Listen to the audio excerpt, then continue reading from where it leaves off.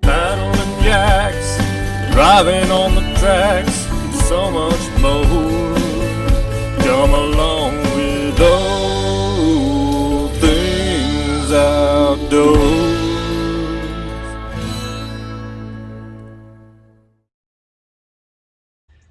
G'day folks, welcome back to All Things Outdoors.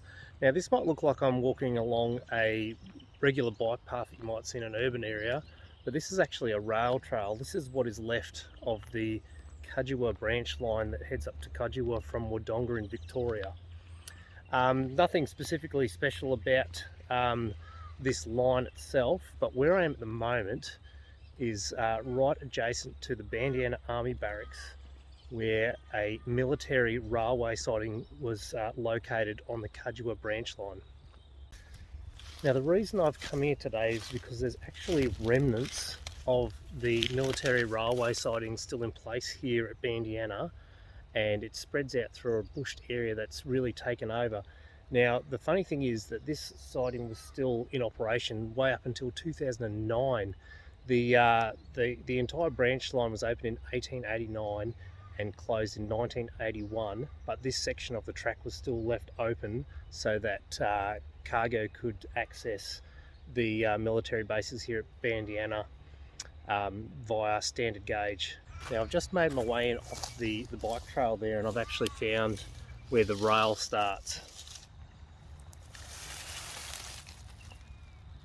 As you can imagine, it's vitally important to have that rail infrastructure in place to be able to move materials around, especially in wartime. So during World War II, this siding here was particularly active in loading and then transporting soldiers and personnel, as well as all the equipment, because Bandiana was a place, and still is today, a place where a lot of military vehicles are repaired, serviced, that sort of thing. So there would have been a lot of military freight moved through this siding back in the day, especially during World War II, to move vehicles through that process, as well as transporting soldiers where they need to be to embark overseas.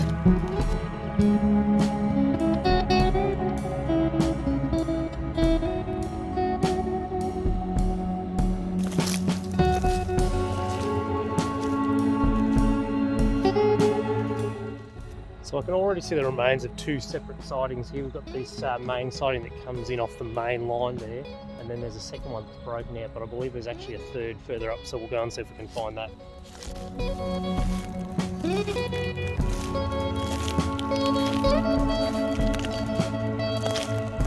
I'm actually finding it really hard to fathom that this siding was still operating in 2009, only 14 years ago, with the way that the bush has actually reclaimed the rails. It's really overgrown now.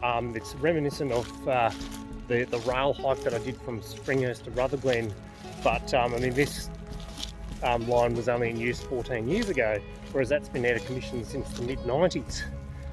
So really a interesting indication of how quickly the bush can reclaim the built environment.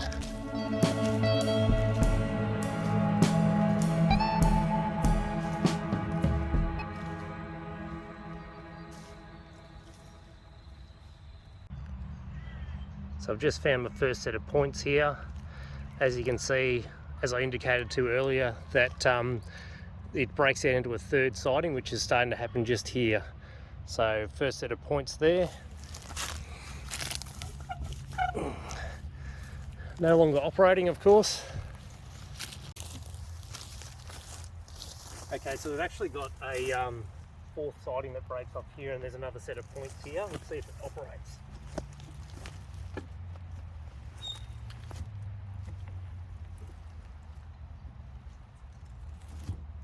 Actually helps if the points are connected to the ground. But interesting. Well, the sleepers have really degraded too in the time since it's been used as well. But it's cool. It's actually dug down into the ground here in a bit of a cutout. So very interesting.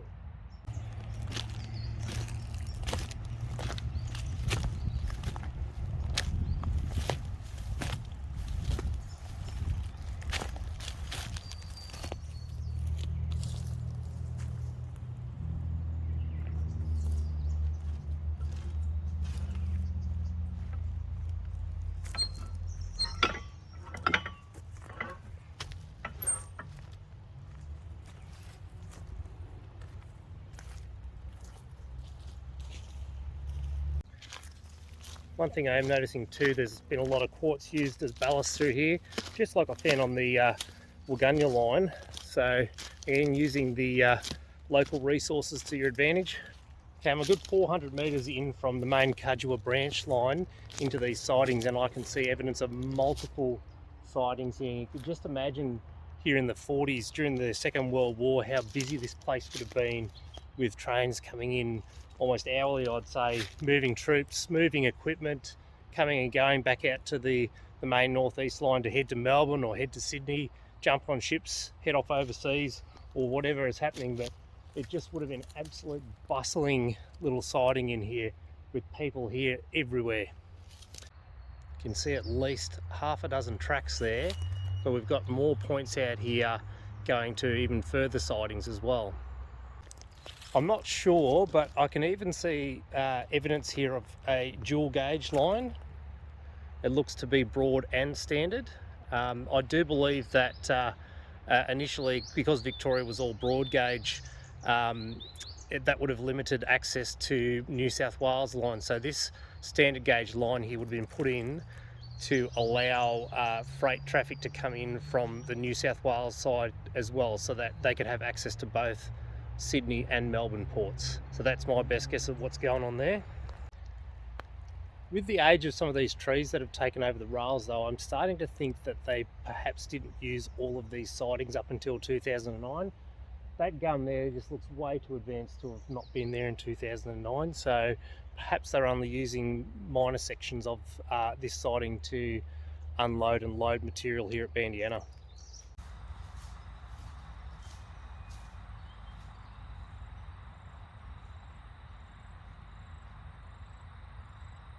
So we're down to about 4 or 5 of these sidings now, and I can see we're about to run out, because you can see the big white thing up there is an artillery piece at the front gate to the Bandiana Barracks. So we're probably going to run out here shortly, but what I might do is see if it carries on over the other side of the front gateway there, and we'll see what's about over there.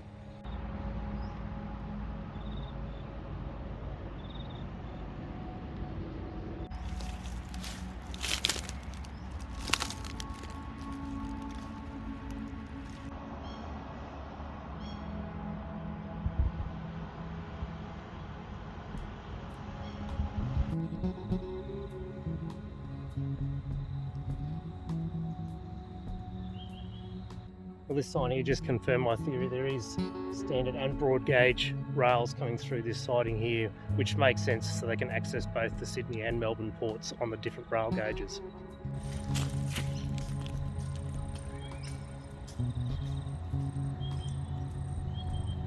Just come down to where the Kiewa Valley Highway starts, and I did find a bit of remaining rail down there. But I'm just going to hike back up the rail trail a little bit to see if there's any more remnants in the bushland just over here. Well, according to my Garmin Explore app, which still shows abandoned railways on it, the buffers for that siding should end somewhere in here, just a few hundred metres in.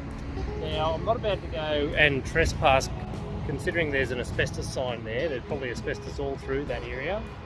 I'll probably just have to leave it be, but it's also interesting to note that across the road here, there's a whole bunch of sidings that go into the North Bandiana complex of the army base there as well. So it'd be interesting to see if any of that infrastructure is still in there in terms of the rails and points and anything like that as well. But we may never know unless I've got a subscriber here who has access to the North Bandiana Army Barracks.